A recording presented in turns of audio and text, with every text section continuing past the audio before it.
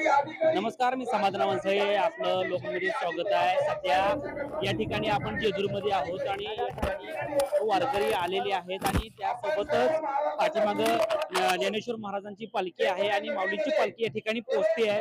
आणि या ठिकाणी बघायला गेलं तर जे या ठिकाणी आयोजक आहे, पालखी आल्यानंतर या ठिकाणी भंडाऱ्याचं उधळण होत आहे आणि जे लोक येतात त्याच्यावर देखील भंडाऱ्याचं उधळण या ठिकाणी होत आहे।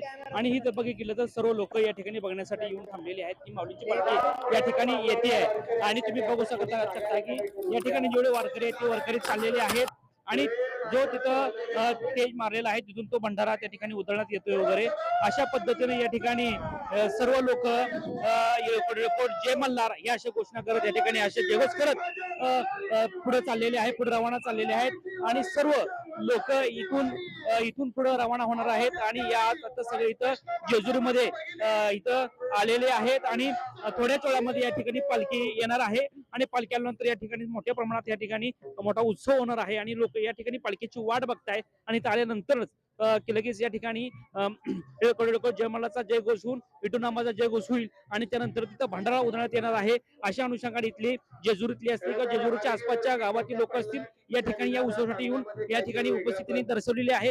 दुपारपासून या ठिकाणी लोक येऊन थांबलेले आहेत। तुम्ही खरं तर बघू शकताय की या ठिकाणी पंढरीच्या दिशेने जाणारी लोक वारकरी एकदम या ठिकाणी भरपूर प्रमाणामध्ये आहेत आणि सर्व लोक एकत्रित येऊन एकमेकाला सहाय्य करत पंढरीच्या दिशेने जातात वगैरे। कुणाच्याही चेहऱ्यावरती दुःख, कुणाच्याही चेहऱ्यावरती थकवा जाणवत नाहीये आणि रस्त्याने जात असताना जे लोकांना सेवा करण्याची संधी मिळते ती लोक जेवणापासून ते सर्व गोष्टीपर्यंत त्यांना मदत करतात आणि हे पंढरीची वारी परंपराने चालत आलेली आहे।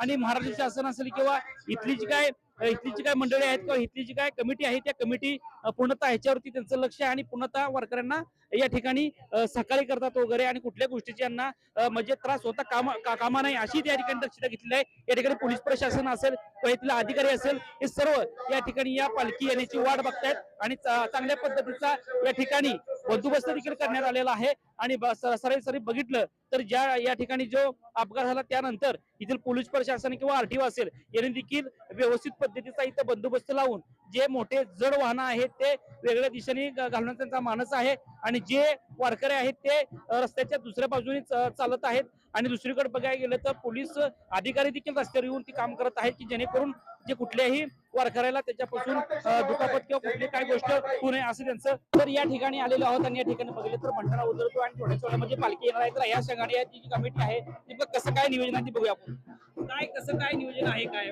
या संपूर्ण महाराष्ट्राचं कुलदैवत असणाऱ्या खंडेरायाच्या जेजुरीमध्ये आज वैष्णवांचा मेळा या ठिकाणी येतोय आणि खऱ्या अर्थाने सगळा वैष्णवाचा मेळा खंडेरायाच्या या भंडारामध्ये सोन्याच्या जेजुरीमध्ये सोन्यासारखं होतोय। ह्याच्यासारखा आनंद कुणाला नाहीये।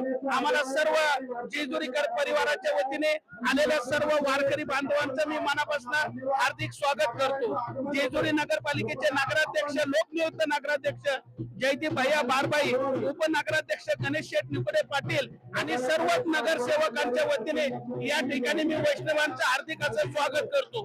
जय मल्हार। या वर्षी आम्ही पहिल्यांदाच लोकनियुक्त नगराध्यक्ष जयदीप भैया बारबाई यांच्या नेतृत्वाखाली या ठिकाणी आम्ही हलगीचा कार्यक्रम ठेवला आणि भंडाराच्या उधळणामध्ये पालखीचं या ठिकाणी स्वागत करत आहेत।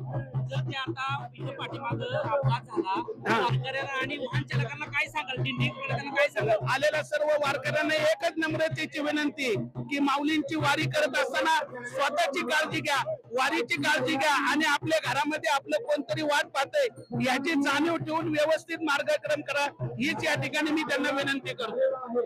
अशा पद्धतीनं बघायला गेलं तर माऊलींची पालखी या ठिकाणी आलेली आहे।